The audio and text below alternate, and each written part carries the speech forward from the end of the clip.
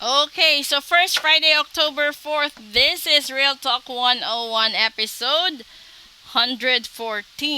So panoorin nyo lahat ng videos na na-upload ko for today, first Friday, kung gusto nyong malaman yung thread ng mangyayari sa inyong pamilya, sa sarili nyo, sa love life nyo, sa trabaho nyo, at lahat po yan general reading. Kung gusto nyo pong malaman yung specific details sa buhay ninyo, no? At sa mga mahal ninyo sa buhay, kailangan niyo pong mag-book ng full private reading. At pinakamaganda po ngayon kasi nasa solar eclipse energy po tayo, nasa karmic cycle pa po tayo, and at the same time, dalawa ho yung moon natin up until November 25th.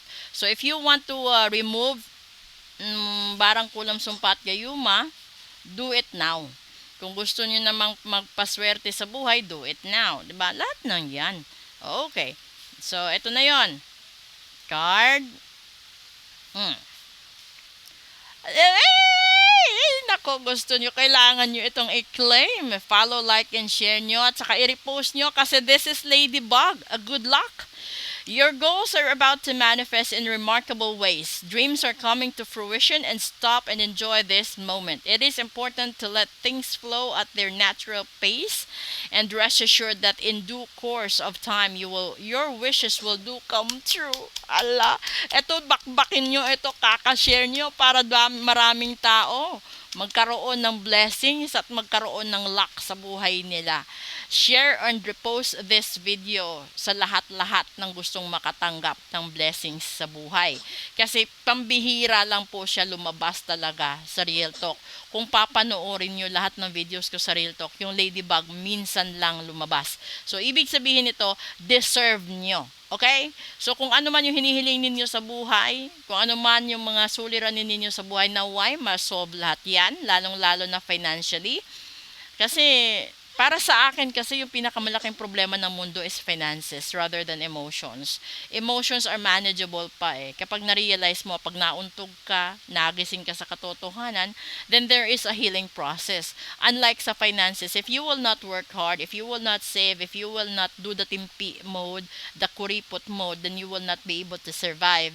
And nowadays kasi, iilan na lang po din talaga yung may mga extra sa buhay nila kasi lahat naman po talaga is stiff na yung budget. Okay? So, yan na po yung Real Talk 101 natin. Kung gusto niyo pong magpahula, message lang po kayo. Kung gusto niyo pong maghatak ng mga blessings, message lang po kayo. And then, regarding dun nga po pala sa nagtanong sa akin, sa mga pampaswerte, hindi po lahat ng pampaswerte is gagana sa inyo. Kasi merong pampaswerte na taliwas po sa zodiac sign nyo, taliwas sa mm, pamahiin ninyo, religion ninyo, sarili ninyo, yun lalo na taliwas sa birth date ninyo. So magtataka kayo, bumili kayo ng pampaswerte, bakit hindi kayo sinuwerte? Bumili kayo ng pangtanggal ng kamalasan, hindi natanggal yung kamalasan dahil hindi po siya customized para sa inyo. Katulad din po yan ng ritual. Hindi lahat ng ritual na nakikita ninyo sa TikTok ay uubra para sa inyo. Hindi lahat ng dasal or hindi lahat ng ginagawa sa TikTok ay uubra para sa inyo. Kaya kung mapapansin ninyo, never po akong nag-post ng mga ganon dahil hindi po siya advisable sa ibang tao. Kasi para siyang para kang parang katawan ng tao, 'di ba? Halimbawa, diabetic ka. Tapos yung inilalabas na episode sa pagkain is or more on sweets, which is wrong para sa iyo, 'di ba? So, ibig sabihin nun, hindi lahat ng ritual, hindi lahat ng nakikita ninyo sa TikTok is magwo-work sa spiritual side or sa spiritual aspect ng buhay ninyo. Katulad nitong ladybug.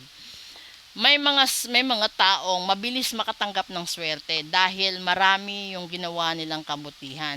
Meron namang mga tao madalang makatanggap ng swerte dahil kulang at hindi pa ganun kabigat yung kabutihan na ginawa nila sa kapwa nila. Kaya may karma, 'di ba? Kasi tinitimbang ni karma kung ano yung ginagawa mo. So ngayon nasa karmic cycle tayo.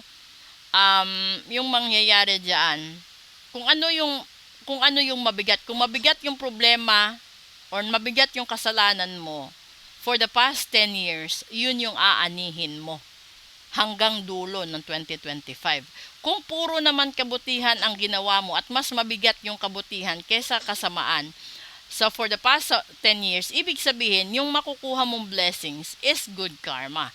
So kung gusto mong malaman kung ano meron sa sarili mo, good or bad karma ba, magpa-full private trading ka ngayon.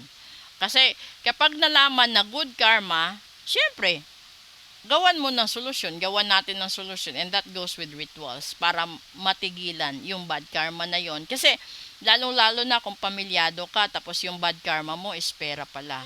O di ba? Mahirap yun hanggang dulo ng 2025. Magiging hikahos ka, di ba? So gawan nyo ng paraan. Maraming salamat po. Please do support all the videos right here and then repost, especially this one. Good afternoon.